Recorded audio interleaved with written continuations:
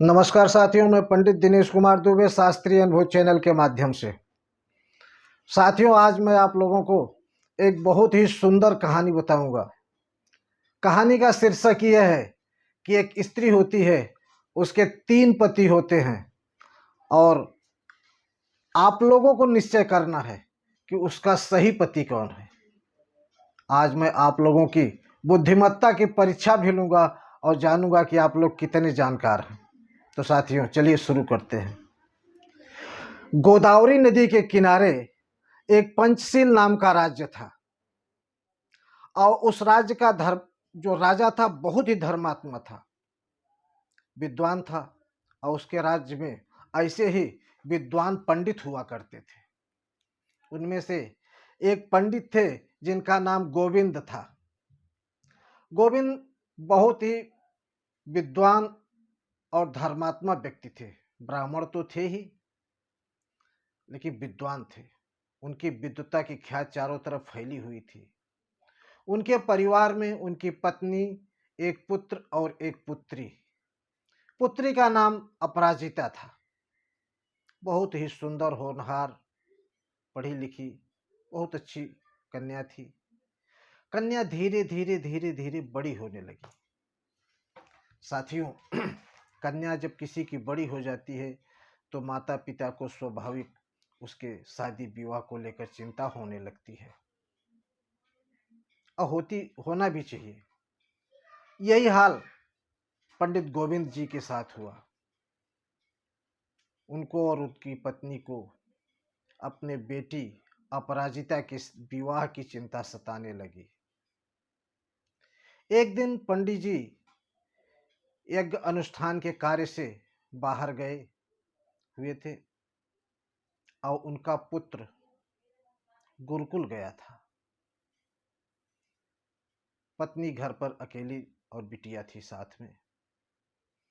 एक बाहर से एक विद्वान पंडित का लड़का पंडित जी के घर पर आया था किसी कार्य से। लड़का बहुत ही सुंदर, होनहार था, कुशाग्र बुद्धि। पंडिताइन ने उसकी परीक्षा ली, हर चीज से, हर ढंग से देखा। लड़का तो बहुत बुद्धिमान है, सुंदर है। उसने अपनी कन्या के लिए, अपनी पुत्री के लिए उससे विवाह की बातचीत कर दी और शादी का लग्न भी तय कर दिया। उसके बाद वो लड़का चला गया। इधर इसका भाई जो गुरुकुल गया था, उसने भी वही काम किया। उसका एक दोस्त था, ब्राह्मण का लड़का, वो भी काफी सुंदर, होनहार, पढ़ने लिखने में दक्ष, वेदांग का ज्ञाता। उसने भी अपनी बहन के लिए उसके साथ उसका रिश्ता पक्का कर दिया और बोला, सोचा कि चल के घर में अपने माता पिताजी से बताऊंगा। इधर पिताजी जहां गए थे वहां उनको एक लड़का मिला।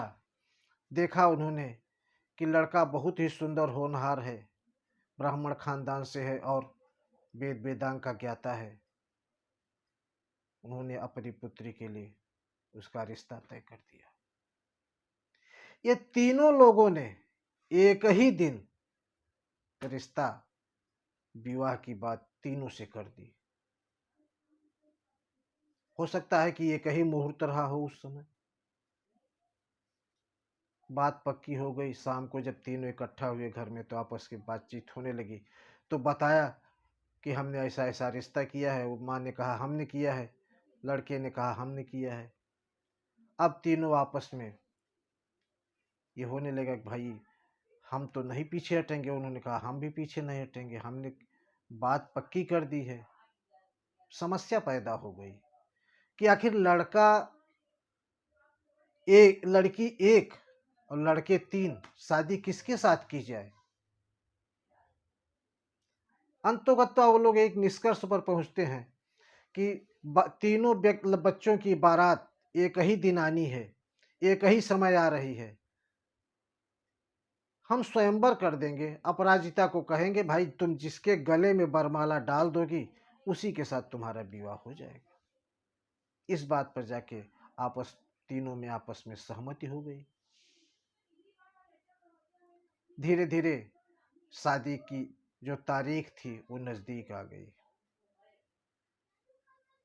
तीन जगह से 3 बारातें आनी चालू हो गई।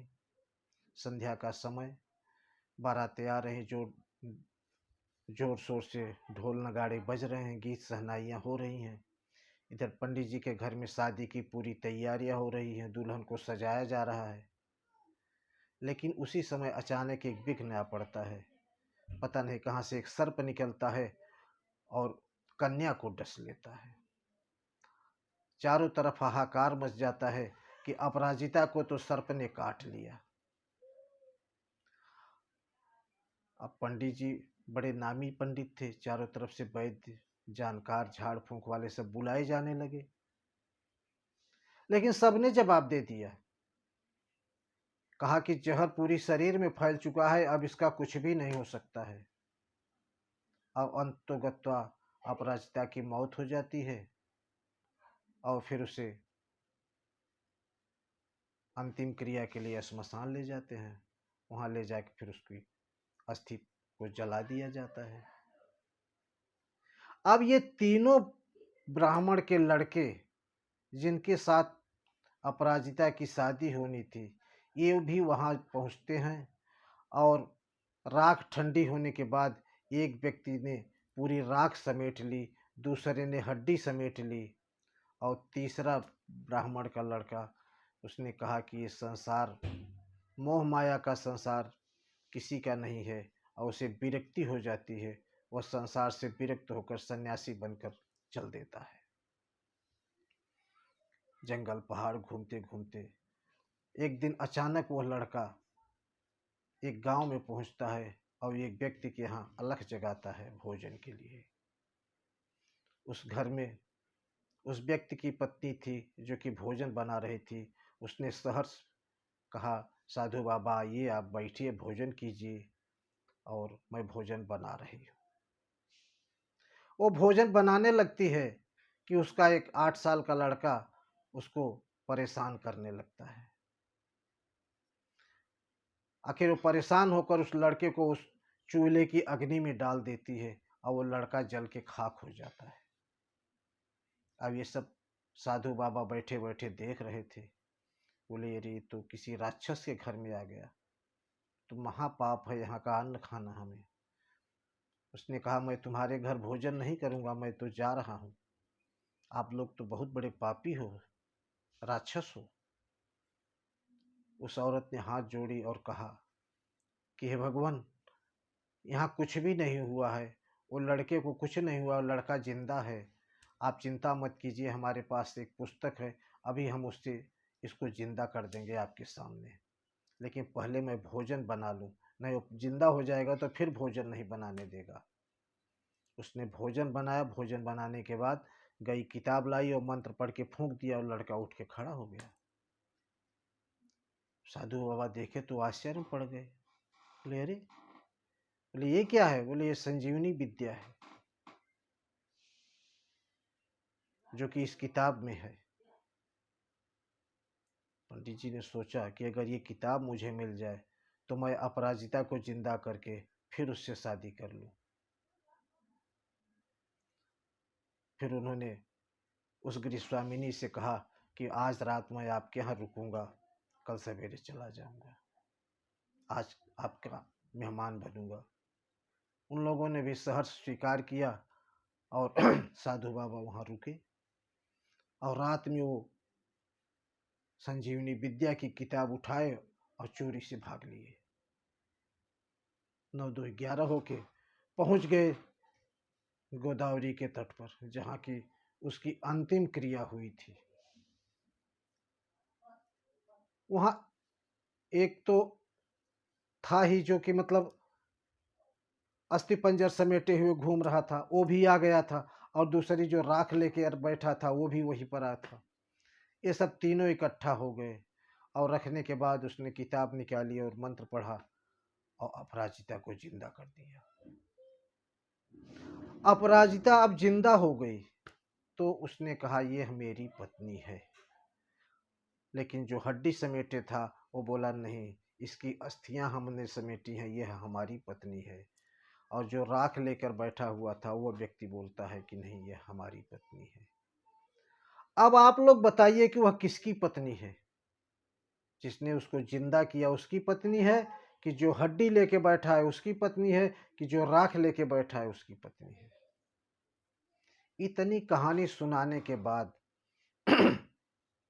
बेताल ने विक्रमादित्य से प्रश्न किया कि हे राजन, अगर तुम अपने आप को सही सलामत चाहते हो तो हमारे इस प्रश्न का उत्तर दो कि वह अपराजिता किसकी पत्नी है।